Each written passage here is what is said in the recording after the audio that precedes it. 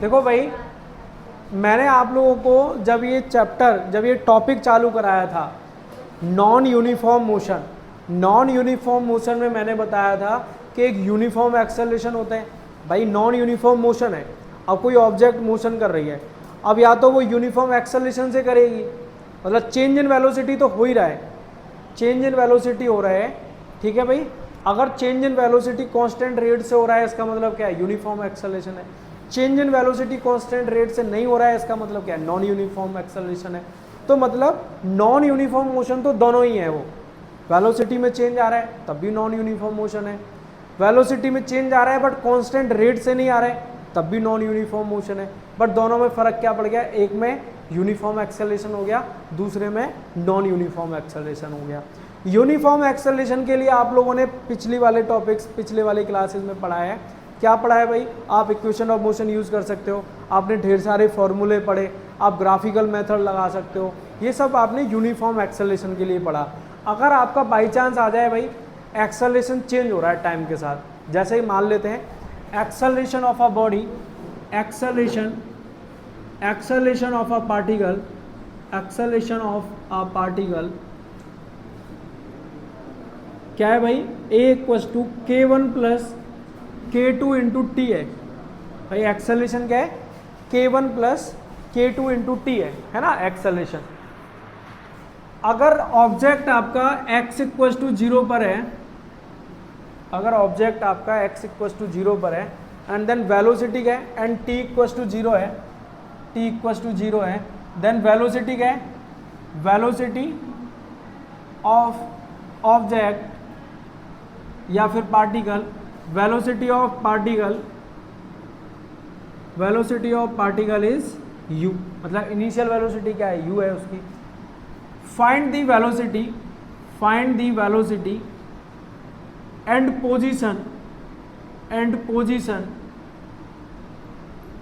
Eight t equals to t, मतलब time क्या है आपका, t ले लिया, जो टाइम है t ले लिया, पहले टाइम क्या था, 0 था, 0 टाइम से चला और टाइम आपने क्या ले लिया, t के बराबर ले लिया।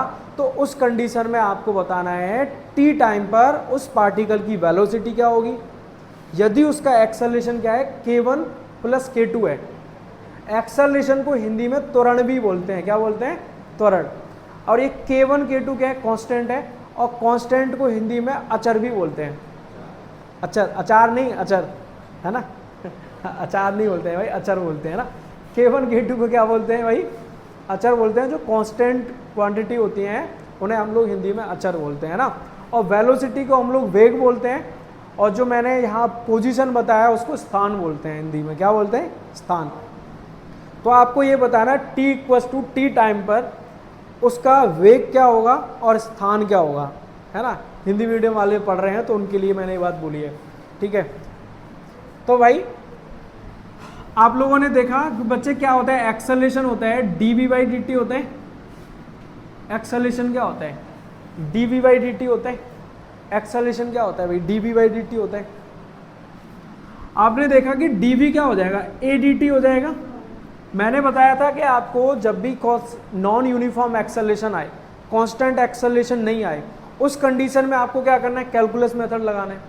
तो आप लोगों ने क्या किया, एक्सेलरेशन क्या होता है, dv/dt होता है भाई। तो यहाँ से dv बताना है आपको, पहला बताना है भाई वेलोसिटी क्या होगी, दूसरा बताना है पोजीशन क्या होगी, है ना।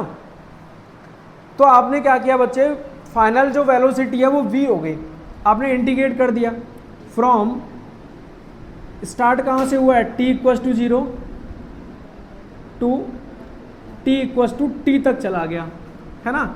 इनिशियल वेलोसिटी क्या है भाई, इनिशियल वेलोसिटी है u, एंड फाइनल वेलोसिटी क्या होगी इसकी, फाइनल वेलोसिटी हो गई है बच्चे v, ठीक है भाई। इसको इंटीग्रेट कर दिया, dv को इंटीग्रेट कर दिया u से v तक, और ये एक्सेलरेशन है, एक्सेलरेशन की वैल्यू कितनी है बच्चे, k1 plus k2 into T dt, 0 से लेकर के t, टाइम क्या लिया है भाई, टाइम कहाँ से चला है, 0 से चला है वो, t इक्वल्स टू 0, कहाँ तक गया है, t इक्वल्स टू टी तक गया है। एक पार्टिकल चला है भाई, टाइम जब 0 था और पहुँच गया भाई, टाइम हो गया उसका t के बराबर, तो 0 से लेकर के t तक चला है वो। अब आपको इंटीग्रेशन करना आता है, dv का इंटीग्रेशन क्या होगा, v होगा बच्चे, dv का इंटीग्रेशन क्या होगा, v होगा। ये इनिशियल वेलोसिटी, ये फाइनल वेलोसिटी। अब आपको पता है इसमें दो टर्म आ रही है, k1 plus k2 into T into D T. अब ये k1 इंटू डी टी है, ये है भाई k1 इंटू डी टी है, ये 0 से t, अलग अलग टर्म को क्या कर लेंगे, अलग अलग कर लेंगे भाई, दो टर्म है प्लस में आ रही है, k1 dt को अलग कर लिया और ये k2 t dt को अलग कर लिया। कहाँ से लेके कहाँ तक किया, 0 से लेके t तक इंटीग्रेट किया है। अब आपको मालूम है क्या पता है भाई, इसका इंटीग्रेट करें कांस्टेंट का, कांस्टेंट का इंटीग्रेशन क्या आता है भाई, k1 बाहर आ जाएगा, dt का इंटीग्रेशन क्या होता है, t होता है। यहाँ dv का इंटीग्रेशन जैसे v हुआ है, यहाँ पर dt का इंटीग्रेशन क्या होगा, t होगा। तो आपने upper limit minus lower limit put किया, इधर क्या किया भाई, v माइनस यू, v की जगह पे आपने v पुट किया, फिर माइनस करके ये माइनस साइन लगाया, फिर v की जगह पे आपने u को पुट किया, upper limit minus lower limit, upper limit put करो फिर माइनस करके लोअर लिमिट लगाओ। अब ये किसके बराबर आ गया भाई, ये k1 है, ये k1 क्या है, कांस्टेंट है जो कि बाहर आ जाएगा, और dt का इंटीग्रेशन क्या हो जाएगा, t हो जाएगा, कांस्टेंट बाहर आ जाता है ना, ये t हो गया, ये 0 से लेके t हो गया, ये प्लस, अब ये k2 भी बाहर आ जाएगा, सेम टू सेम तरीके से बच्चे k2 क्या आ जाएगा, बाहर आ जाएगा, और यहाँ पे t dt है। अब ये t dt का इंटीग्रेशन क्या होगा, आपको पता है भाई इंटीग्रेशन का फॉर्मूला होता है x की पावर n dx का, x की पावर n+1 अपॉन n+1। यहाँ पे n की वैल्यू क्या है, 1 है, यहाँ पर n की वैल्यू क्या है भाई, 1 है, ये 1 है, n की वैल्यू यहाँ पे 1 है, तो t की पावर n+1 मतलब 1+1 डिवाइड बाई 1+1, क्योंकि आपको पता है ना n की वैल्यू क्या है, 1 है, यहाँ पे n की वैल्यू क्या है बच्चे, 1 है, पावर 1 है ना, तो 1+1 1+1, t की पावर 1+1 1+1 क्या हो जाएगा, 2 हो जाएगा, तो k2 t²/2 हो जाएगा। और ये 0 से लेकर के t तक, लोअर लिमिट अपर लिमिट, आपने यहाँ पुट किया v माइनस यू, क्या आ जाएगा ये k1, ये क्या हो जाएगा, t की जगह पे t पुट करो, फिर माइनस करके t की जगह पे 0 पुट करो, फिर k2 करो भाई, अब ये t की जगह पे t² आ जाएगा, 2 बाहर ले लिया, अब ये माइनस करके t² की जगह पे 0 आ जाएगा भाई, t की जगह पे 0, तो 0 बन गया। तो इसको पता है आपको कि फाइनल वेलोसिटी क्या आ गई भाई, इस u को इधर ले जाओ u प्लस, इसको k1 को अंदर ले जाओ k1 इंटू टी, और ये प्लस हाफ या फिर k2 into t² divide by 2, ये वेलोसिटी आ गई भाई, t टाइम पर ये वेलोसिटी आ गई। t टाइम पर फाइनल वेलोसिटी ऑफ पार्टिकल ये रही, t टाइम पर इस पार्टिकल, ये जो पार्टिकल चला है इस एक्सेलरेशन से, तो उसकी वेलोसिटी क्या आएगी, ये निकल के आएगी। आपको ऐसे ही करना है इंटीग्रेशन लगा करके, ठीक है, ऐसे ही आप डिस्टेंस निकालोगे, डिस्प्लेसमेंट निकालोगे। बच्चे मैं ये रफ कर दूं भाई, तो आगे आपको क्या निकालना है, देखो आपने वेलोसिटी निकाल लिया, अब आपको क्या निकालना है, पोजीशन निकालना है। मैं ये रफ कर देता हूँ, आपको पता है भाई पोजीशन कैसे निकलती है,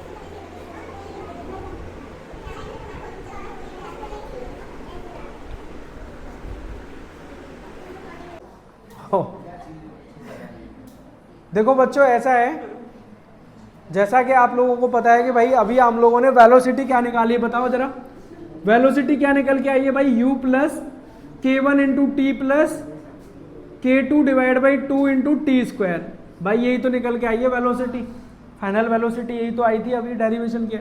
आपको क्या निकालना है भाई, पोजीशन निकालना है, आपको पोजीशन निकालना है। वेलोसिटी क्या होती है, change in displacement divide by time होती है ना। आपने डिस्प्लेसमेंट लिया dx, इधर v dt हो गया भाई, dt का इधर मल्टीप्लाई कर देंगे हम लोग। आपको कहाँ से चले थे, आप स्टार्ट कहाँ से होते हैं, स्टार्ट x इक्वस टू 0 है ना, टू पहुँचे कहाँ पर है भाई, x इक्वस टू x पे पहुँचे, है ना। तो आपको ये डिस्टेंस निकालना है कि भाई पोजीशन x क्या बनी, कितने पे, t टाइम बाद, 0 से लेकर के t टाइम बाद, है ना। तो आपने देखा भाई dx का इंटीग्रेशन किया आपने, 0 से लेकर के x बना, v कितना आ रहा है आपका, वेलोसिटी आ रहा है u plus k1 into T plus k2 into t² divide by 2, और 0 से लेकर के t हो जाएगा भाई, और टाइम कितना हो जाएगा इधर dt के साथ डिफ्रेंशिएशन कर रहे हैं ना आप लोग, है ना। आपको पता है dx का इंटीग्रेशन क्या हो जाएगा, सॉरी इंटीग्रेशन कर रहे हैं, dx का इंटीग्रेशन क्या हो जाएगा, x हो जाएगा। भाई x हो गया, upper limit, lower limit, upper limit. फिर आपने क्या किया, इंडिविजुअल ये पहली टर्म, दूसरी टर्म, तीसरी टर्म, इन सभी टर्म का अलग अलग इंटीग्रेशन करेंगे। तो आपने क्या किया भाई, इंटीग्रेशन किया 0 से लेकर के t, u का इंटीग्रेशन कर दिया dt के साथ, फिर 0 से लेकर के t, फिर आपने k1 इंटू टी का कर दिया भाई 0 से लेकर के t, फिर आपने k2 t स्क्वायर बाई 2 का कर दिया इंटू dt। ठीक है बच्चे। अब आपने देखा इधर कि भाई dx का इंटीग्रेशन x आया, आपने क्या कर दिया, upper limit minus lower limit कर दिया, सेम टू सेम जैसे पिछले वाले क्वेश्चन में किया। फिर आपने u dt का इंटीग्रेशन किया, भाई इनिशियल वेलोसिटी क्या है, u कांस्टेंट है, कांस्टेंट क्या होता है, बाहर आ जाता है, dt का इंटीग्रेशन क्या बनेगा, t बनेगा, u बाहर आ गया, इंटीग्रेशन बना भाई t 0 से लेकर के t, upper limit, lower limit, upper limit. फिर आपने क्या किया, k1 क्या कांस्टेंट है, k1 कांस्टेंट है, बाहर आ गया, और ये t का इंटीग्रेशन क्या बना, t का इंटीग्रेशन बना भाई ये t की पावर 1 है ना, मैंने फॉर्मूला लिखाया था x की power n plus 1 upon n plus 1। अब यहाँ पे n क्या है, 1 है, तो x की पावर, सॉरी यहाँ पे t है तो यहाँ पे t की पावर 1 प्लस 1 अपॉन 1 प्लस 1, तो क्या हो जाएगा भाई, ये t स्क्वायर बाई 2 हो जाएगा। 0 से लेकर के t बना, और ये k2 बाहर आ गया, ये k2 बाहर आ गया, ये t स्क्वायर k2 बाई 2 दोनों बाहर आ जाएंगे भाई।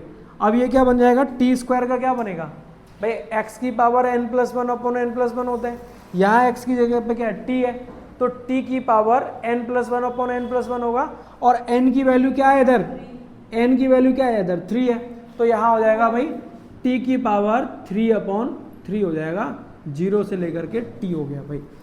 x इक्वस टू u आपने पुट किया t माइनस 0, फिर आपने k1, ये क्या हो जाएगा भाई, t स्क्वायर बाई 2 माइनस 0, और ये क्या हो जाएगा बच्चे, k2 डिवाइड बाई 3 को कॉमन ले लेंगे, इधर 6 आ गया, ये t की पावर q माइनस 0। तो ये फाइनल आंसर x क्या निकल के आएगा, ut plus half k1 t square plus k2 divide by 6 into T Q. ये पोजीशन निकल के आई भाई, है ना, ये पोजीशन निकल के आई, x equals to ut plus half k1 t square plus k2 divide by 6 t की पावर 3।